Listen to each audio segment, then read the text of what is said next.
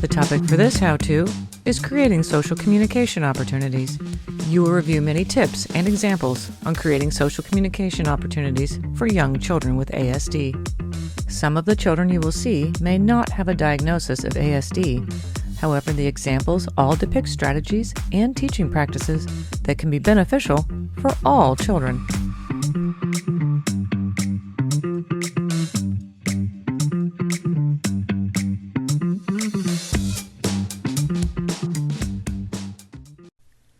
Social communication development in young children with ASD is markedly different than typically developing children. Because many young children with ASD may not have foundational social communication skills, such as joint attention, reciprocity, receptive communication, expressive communication, nonverbal communication, or play skills, it will be important to systematically target and develop these skills using a variety of approaches and interventions. These are skills that must be planned for, incorporated, and encouraged in every aspect of the early childhood classroom. In this presentation, we'll cover 5 tips to help create and enhance social communication opportunities. Team up, plan ahead, use routines, know strengths and interests, and make peers a priority. While social communication skills are often targeted by speech-language pathologists, these are not skills that can only be learned in a specialized speech room. Many of these skills can and should be addressed in the classroom and as part of typical classroom routines and activities. Further, providing push-in or integrated services in the classroom can assist with generalization of skills for children with ASD. Successful integration will require teaming and communication between educators and related service providers. It's also important to include families in this process as well to create even more opportunities in the home and in the community. Let's listen in to an SLP who has participated in Project PASS as she discusses teaming with a child's teacher. So for the teaming process, myself as a speech-language pathologist in the schools, we do some assessments, assessing language and communication skills. We collaborate a lot with the preschool teachers, a lot of different ways. I do some push-in services in the classroom, work with the students in the classroom alongside with the teacher, kind of working on the same skills. We find time to collaborate during IEP meetings, sometimes after school, email. Sometimes we give little sticky notes, pass them back and forth when we're collecting data, or if we want to jot down some observations, just so that we're all on the same page. Since social communication isn't something that is only worked on in the speech room, it will be important to plan ahead and understand how to create opportunities throughout the day. Creating opportunities can be as simple as arranging the environment, but may also include creating picture exchange systems and incorporating peers as part of the intervention. A good way to start is to look at the daily schedule and plan ways to incorporate goals into each part of the day. Let's listen in as Stephanie Paul, VCU ACE Training and Technical Assistance Associate, discusses tips for planning ahead. So another way to make sure that these opportunities are taking place within the preschool environment would be to make sure these are planned.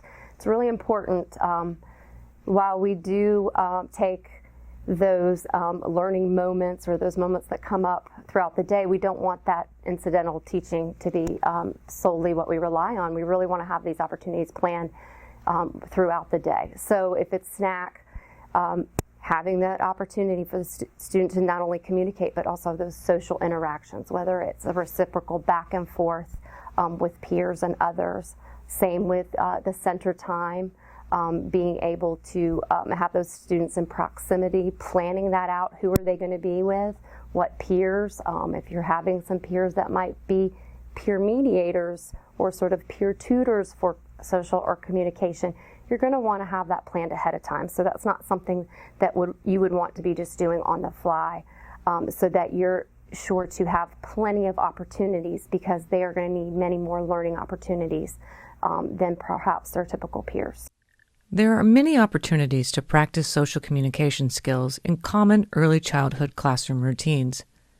Every morning during arrival, greeting skills can be encouraged and modeled, as well as requesting, such as getting help with a jacket or backpack. Utilize books about emotions during story time.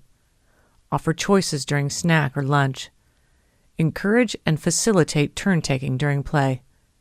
Social communication skills can be included in almost every early childhood routine.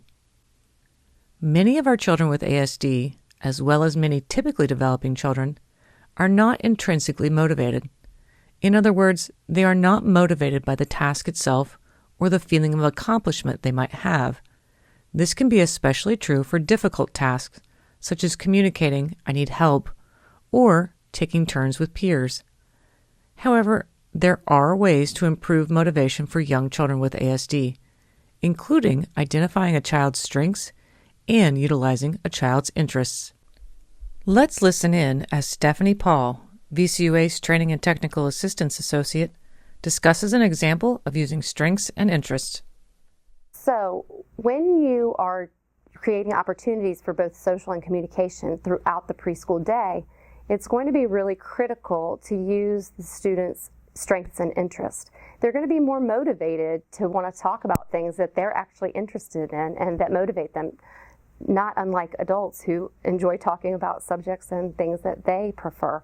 So that will really help to create those opportunities and for it to be a more natural process. By using their strengths, they're going to be more successful in those interactions. They're going to be more confident probably, and again, more motivated, which will hopefully create more success. And the more success, the more likely that they're going to want to keep doing that and have those interactions with others. So an example of using strengths and interests within the preschool environment may be, I'm thinking of one case where two little fellas really enjoyed dinosaurs. So they had this in common. So a little preschooler and his typical peer would often have interactions, whether it was play, even sometimes at snack. He had a certain placemat where he could talk about the dinosaurs and their names. So during snack time, which is very typical to have social conversations or interactions,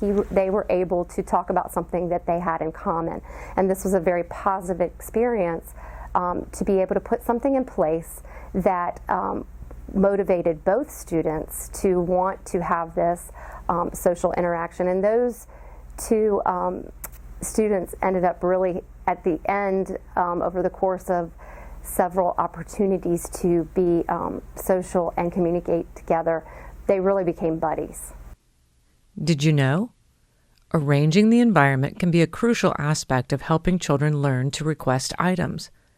Placing items in out-of-reach spaces encourages children to ask for items.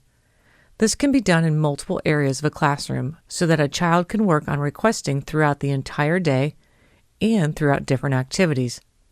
Social communication skills don't happen in a vacuum. The child must practice and learn to use social communication skills with others. This includes peers. Peers are a crucial part of the child with ASD's educational experience. Peers are in the classroom, in the hallway, in the cafeteria, on the playground, and yes, even in the bathroom. Using peers is a very natural way to create supports for the child with ASD. Let's listen in as Stephanie Paul, VCUA's Training and Technical Assistance Associate, discusses how to make peers a priority in the classroom. So peer mediation is a really powerful tool to use with preschoolers. They want to interact with their peers, and so it's a nice way of planning out and choosing a peer that student can be sort of a teacher or a model for to elicit the social and communication skills that you are wanting to teach or work on.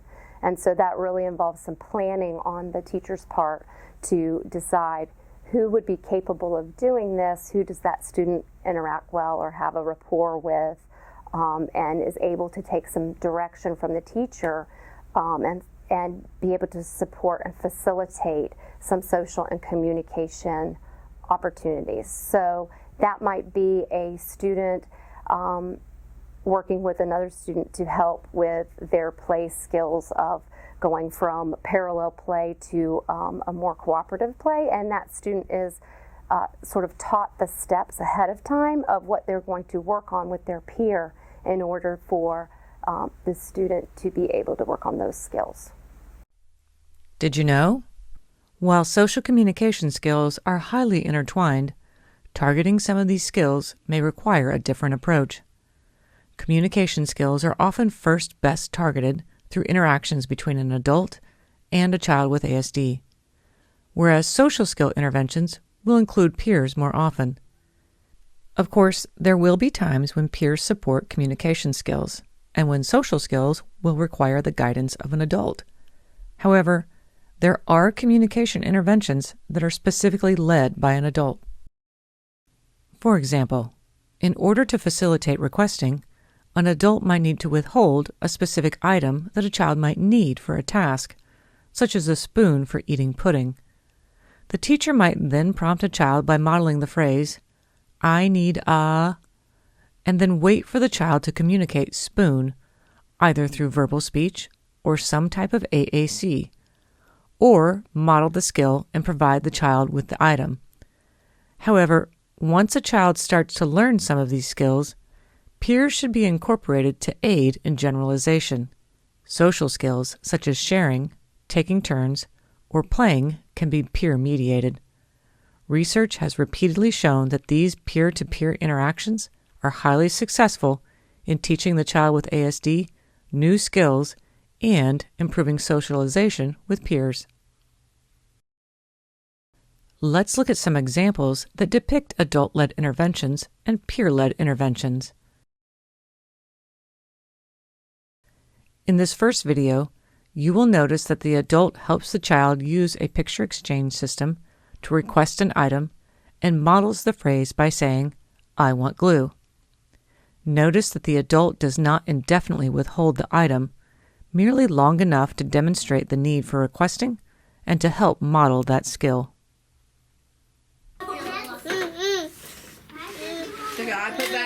I want glue. Okay, good. Let's hear this song. Wouldn't that be pretty? Sure. My turn again. Glue.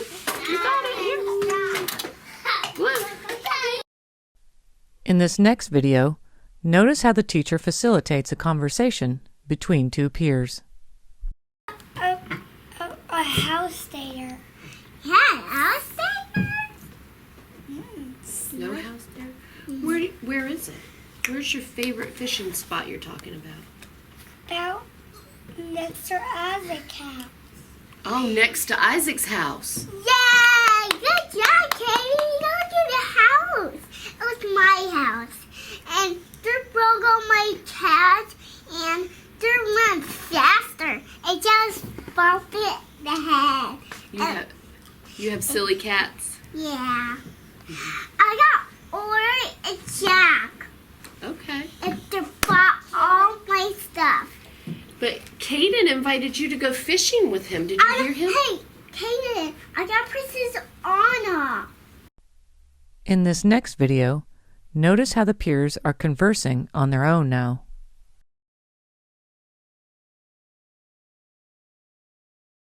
Then, you like to eat the fish? You gonna eat First, I need to stick on my mouth. Stick your mouth. I'm a fisher. In this next video, notice how the teacher facilitates a turn-taking activity between peers.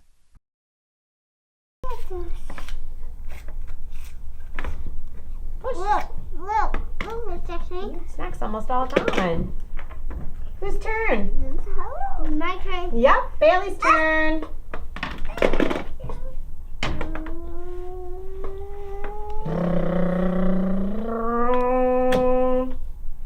Push.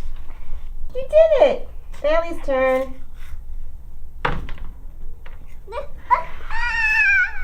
Bailey's turn. I'm innocent. You can do both at the same time, I bet. You waited. Sophia's turn.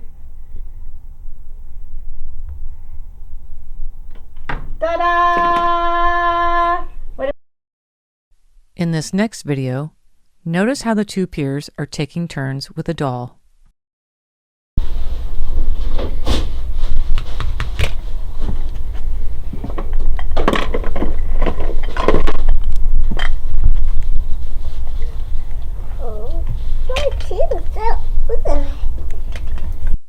As you can see, there are many ways to create engaging social communication opportunities throughout the day. Remember, every child with ASD will require social communication intervention. Social communication skills are not practiced solely in a speech room, and they do not happen in a vacuum. These skills must be encouraged and developed in a variety of different ways. These opportunities must be discussed with a child's team, planned for in advance, be targeted throughout the day, utilize a child's strengths and interests, and engage peers in the process.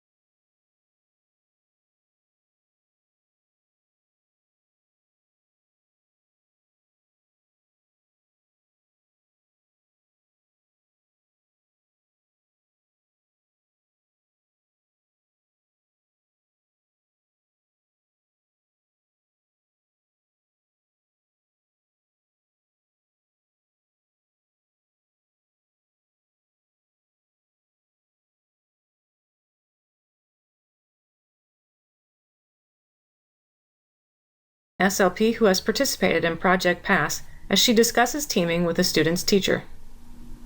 So toward the beginning of the year, I find time within that first week of school, we have a little bit more time to get our schedules ready and kind of talk to the teachers about what our goals are, what we're going to be working on. And this year, I'm only working with 2 of the preschool teachers, so they are able to email me and tell me what themes they're working on, what books they're using, and so that way I can kind of look at what my goals are and either bring in some type of activity that goes along with their theme to work on whichever goals I'm working on. Since social communication isn't